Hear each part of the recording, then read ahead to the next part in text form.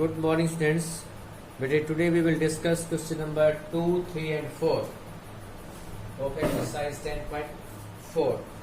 देखो second question हमारे पास क्या गिवन है. We have a circle with center O and two equal chords AB and CD intersect within this circle. वो circle के अंदर ही intersect करते हैं एक दूसरे को, मीन्स P पॉइंट पे इंटरसेक्ट करते हैं.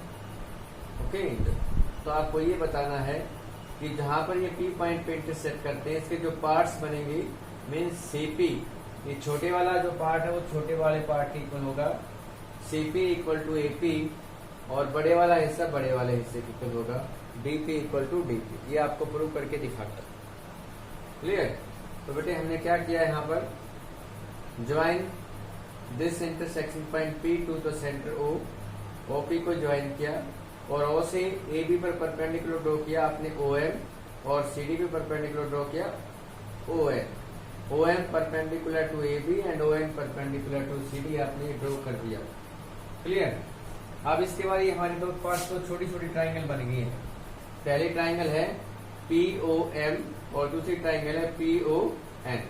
इन दोनों ट्राइंगल के अंदर आप देखेंगे तो हमें पता है कि ON equal to OM, OM equal to ON by theorem 10.6. कल हमने पढ़ी थी कि इक्वल कोर्स जो है सेंटर से इक्वल दूरी के ऊपर होती हैं, तो OM इक्वल टू ON हो जाएगी बाई थ्योरम 10.6.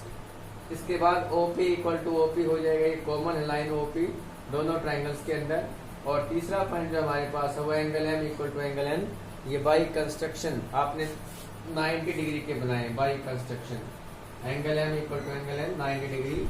तो कौन सा रूल लग गया, right hypotenuse side, right hypotenuse side RHS rule से बेटे दोनों ट्राइंगल क्या हो जाएगी, कॉन्ग्रुएंट हो जाएंगे.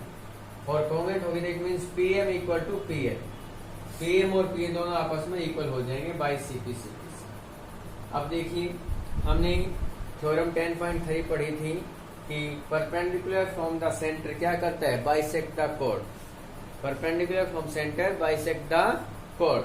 तो देखो आपने OM परपेंडिकुलर ड्रॉ किया था AB के ऊपर, इट मीन M क्या हो जाएगा, मिड पॉइंट ऑफ AB.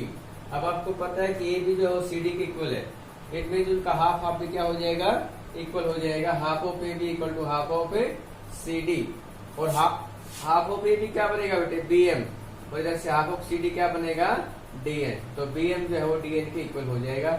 ये आपकी इक्वेशन नंबर 2 हो गई. अब 1 और 2 को ऐड करेंगे, PM ये हो गया और BM ये हो गया. इन दोनों को ऐड करें तो क्या मिलेगा आपको, PB.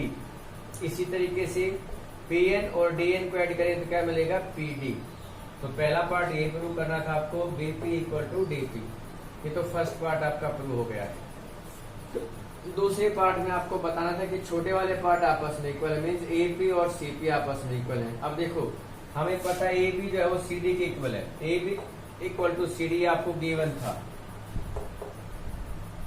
और AB में से आपने माइनस कर दिया BP को, इसको, और CD में से आपने माइनस कर दिया इसको, PD को. तो AB minus PB equal to CD minus PD.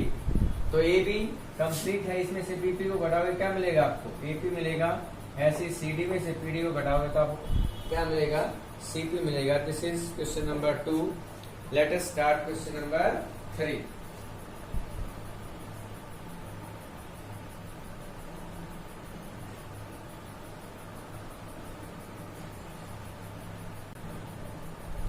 Let us start question number 3. देखो बेटे क्वेश्चन नंबर 3 जो है, क्वेश्चन नंबर जो 2 आपने किया है क्वेश्चन नंबर 2, उसका बिल्कुल शॉर्ट फॉर्म है, उससे एक छोटा पार्ट है. सेम प्रोसेस ये आपको गिवन है कि हमारे पास एक सर्कल है विद सेंटर O. एक सर्कल गिवन था जिसका सेंटर क्या है, O है. AB and CD these are two equal chords हैं जो इंटरसेक्ट करते हैं P के ऊपर, जो कि सर्कल के अंदर ही लाई करता है P पॉइंट. अब आपको ये बताना है कि ये जो OM OP जो लाइन आपने ज्वाइन की, line join the intersecting point to the centre makes equal angles with these chords. इन कॉर्ड्स के साथ इक्वल एंगल बनाना है, मतलब आपको ये वाला एंगल इस एंगल के इक्वल बताना है. Angle MPO equal to angle NPO, ये आपको प्रूव करके दिखाना है. क्या गिवन है, एक सर्कल गिवन है, इसका सेंटर O है, AB एंड CD दो इक्वल कॉर्ड्स हैं जो P पॉइंट के ऊपर इंटरसेक्ट करते हैं. और पीओ जो एक लाइन ड्रॉ की जो अपने इंटरसेक्टिंग पॉइंट को ओ के साथ मिलाती है। अब आपको बताना है angle M P O equal to angle N P O. तो बिल्कुल जो हमने क्वेश्चन नंबर 2 किया था बिल्कुल एज इट इज है।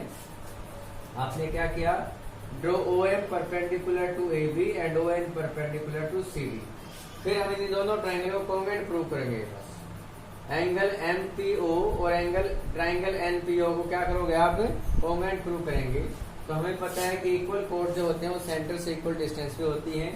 तो O M equal to O N by theorem 10.6, OP equal to OP common है, और angle M equal to angle N ये आपने परपेंडिकुलर ड्रॉ किया हुआ है बाय कंस्ट्रक्शन 90 डिग्री पे है। तो RHS रूल से दोनों ट्रायंगल क्या हो जाएंगे, कॉन्ग्रुएंट हो जाएंगे, और CP से बटे angle MPO equal to angle NPO हो जाएगा। ये हमारा क्वेश्चन था, हैंस प्रूव हो जाएगा ये इस तरीके से। अब हमारे पास क्वेश्चन नंबर 4 क्या कहता है कि we have two concentric circles. हमारे पास दो कंसेंट्रिक सर्कल्स है। कंसेंट्रिक सर्कल का मीनिंग क्या होता है कि दो सर्कल जिनका एक ही सेंटर होता है। तो एक छोटा सर्कल हमारे पास है ये, एक बड़ा सर्कल हमारे पास ये है, जिन दोनों का सेंटर क्या है, O पॉइंट। ये हमारे दोनों का क्या है, सेंटर है, जिसका हमने नाम रखा है O। अब एक कोड है बेटे ए बी सी डी, एक कोड है ABCD जो इन दोनों सर्कल को A, B, C और D पॉइंट पे इंटरसेक्ट करती है। आपको ये बताना है कि जो पार्ट है AB this one equal to CD this one, AB और CD दोनों आपस में क्या है, इक्वल है। You have to prove this one. तो देखो क्या किया आपने, draw OM perpendicular to AD। OM जो है वो परपेंडिकुलर टू AD ड्रॉ कर दिया आपने, या बाई कंस्ट्रक्शन आपने कर दिया है। अब हमने थ्योरम 10.3 पढ़ी थी कि परपेंडिकुलर फ्रॉम द सेंटर क्या करता है, कोड को बाइसेक्ट करता है। तो OM परपेंडिकुलर टू AD आपने ड्रॉ किया, it means AM equal to DM, ये बाइसेक्ट हो जाएगा। M पॉइंट जो है बाइसेक्ट करेगा किसको, AD को। तो AM इक्वल टू DM, ये इक्वेशन नंबर 1 बन गई बाई थ्योरम 10.3। इसी तरीके से जब ये छोटे सर्कल को भी बाइसेक्ट इसको भी करेगा, ये BC क्या है, छोटे सर्कल की कोड है। तो यहां से क्या मिलेगा आपको, BM equal to CM, BM equal to CM, ये हमारे पास क्वेश्चन इक्वेशन नंबर 2 होगी। अब 1 - 2 करोगे आप, AM में से इस कंप्लीट AM में से आप BM घटा दीजिए, AM minus BM equal to DM minus CM, और AM माइनस BM क्या मिलेगा आपको, AB मिलेगा, और DM माइनस CM क्या मिलेगा आपको, CD मिलेगा। तो इस तरीके से आपका क्वेश्चन नंबर 4 पूरा हो जाता है, that AB equal to CD।